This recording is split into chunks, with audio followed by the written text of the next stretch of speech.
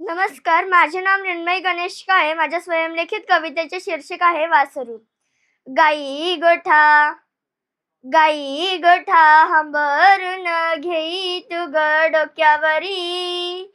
जेव्हा वासरू दिसेना तिला नजरे समोरी. जेव्हा वासरू दिसेना तिला नजरे समोरी.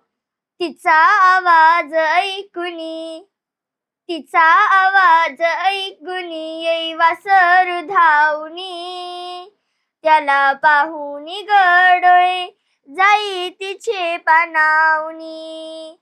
त्याला पाहुनी गडोळे जाई तिचे पानावनी. येई फिरत फिरत येई फिरत फिरत दुरे माझ्या अंगणात. पाणी चारा खाऊनिया जाई आईच्या कुशीत. पाणी चारा खाऊनिया जाई आईच्या कुशीत.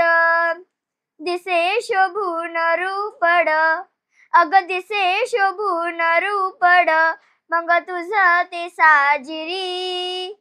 अशी असे आईची ती माया गले करावरी.